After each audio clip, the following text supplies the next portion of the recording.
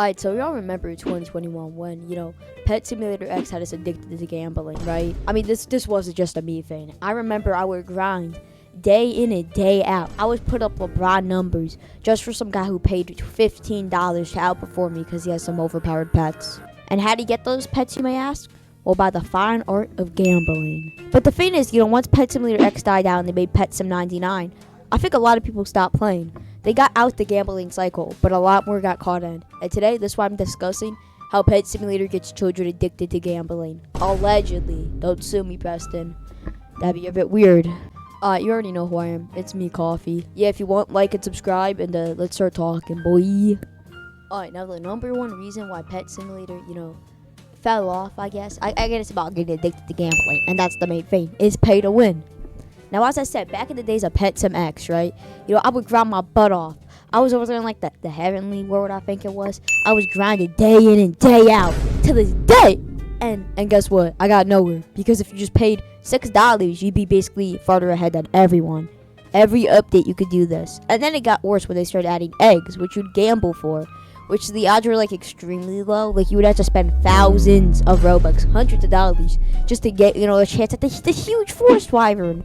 The huge lucky cat.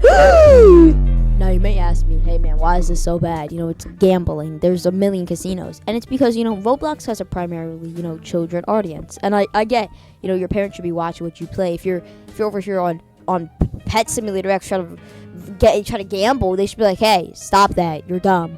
But the thing is, Pet Simulator X has not been good off their terms. They used to hide percentages, which is kind of crazy. Imagine you're sitting there, right? And you're just like, oh, you don't know how high the odds are of getting this pet. That's exactly what they did. You don't gotta imagine. And that's crazy because it means it could be a 1% chance or 0.00001% chance. Which is 1 in a million. And you're spending real life money on this. I think just the pay to win stuff in general genuinely has hurt the game so much and genuinely affects you have little kids playing this and they're over here gambling, which is not so tough, but as much as I respect gambling, it's a lifestyle, right? You shouldn't have 9-year-olds involved on gambling. I mean, maybe you should, right? But I think that definitely hurt Pet Sim. I mean, it still has 100,000 players, so it didn't really hurt it, but you got my point. All right, now for the number 2 reason, let me cook here. I would say it's all the new games. Now listen, you can call me wrong because it still does have so many players. But here's my thing. The people from Pet Sim X, and I get you could trade some of your pets over, right?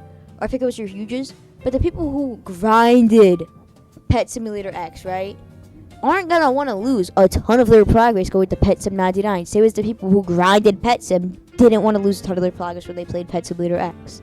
The thing is, you're always going to lose that progress. So it's going to make people not want to play your new games.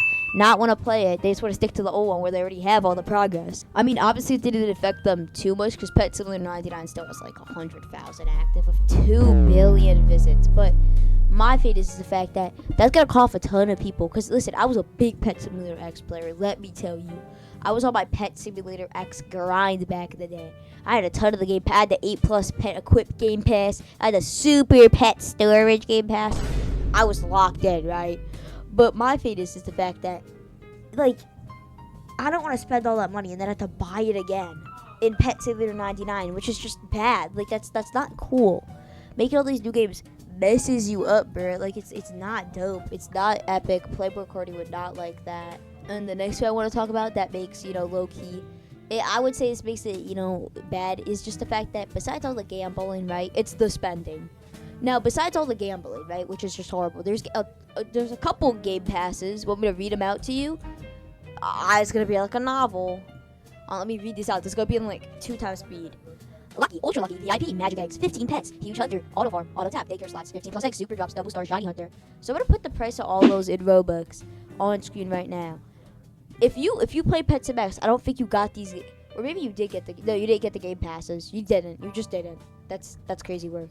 So if you bought all the game passes at Pet Sim X for about the 2 years it was popular, then yeah, you were just cooked. I'm sorry to tell you, buddy. You were just cooked. You could have spent, 2,000 Robux on game passes. Guess where you're gonna spend it again? Which, is not.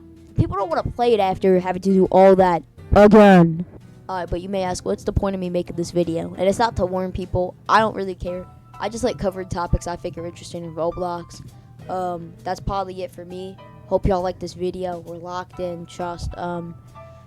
Yeah, that's Coffee. I'm signing off. Flip you out.